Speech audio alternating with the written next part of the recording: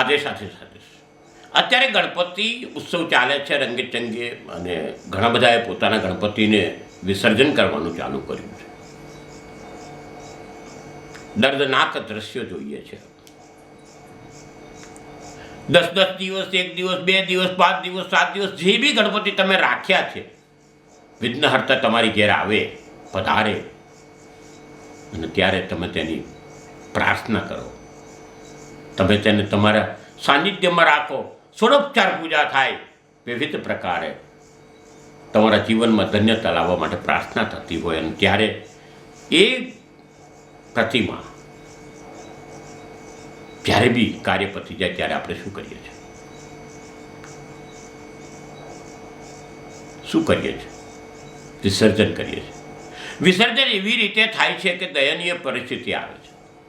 ઘણી જગ્યાએ મેં જોયું છે ઉપરથી નાળામાં મૂર્તિ નાખી દેવામાં. આજે જ મારી નજરમાં આવ્યું છે એટલે હું બોલું છું. આજે ઘણી જગ્યાએ એવું જોયું છે કે વ્યવસ્થિત વિસર્જન થતું નથી.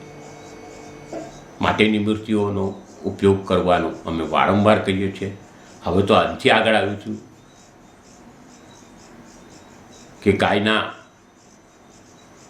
પંચગવ્યમાંથી પણ મૂર્તિઓ બને છે. આનો ઉપયોગ કરો. આપણા દેવાથી દેવનું અપમાન ના કરો.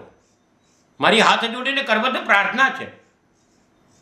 સાથે સાથે તમે જે ગાયન વગાડો છો આવતા જતા ગણપતિમાં, મહેરબાની કરજો ભગવાનના ગીતો સિવાય કોઈ ગીત ના વગાડતા. ખરેખર તો આટલો ઘોંઘાટ સહન કરીને ભગવાન બી કંટાળે. કરો તમે, તમારો આનંદ છે, ઉલ્લાસ છે, મારો કોઈ જ વિરોધ નથી. તહેવાર છે, મનાવો, રંગે ચંગે મનાવો. પણ ઘણી જગ્યાએ જોયું કે એકતા માટે બનાવેલો આ તહેવાર લોકમાન્ય ગંગાધર તિલક દ્વારા જાહેર કરવામાં આવ્યો. આમ તો સદીઓથી થતો આ તહેવાર, પણ એને જાહેર કરવામાં આવ્યો. આ તહેવારને ગલી ગલીની કોમ્પિટિશનમાં નાખી દીધો છે. એવું ના કરો બાપ. આ તો એકતાનો તહેવાર છે. તહેવાર આપણી સમાજની વ્યવસ્થાને મજબૂત અને સુધાર બનાવવા માટે છે. તહેવારોમાં વિખવેદતા ના આવે એવી વિનંતી. અને ફરીને ફરી ગણપતિનું વિસર્જન કરતાં અવશ્ય ધ્યાન રાખજો. ભૂલે ચૂકે પણ આમ તેમ ગણપતિ ન નાખતા. મારી કરબદ્ધ પ્રાર્થના છે. અસ્તુ શુભમ ભવતુ.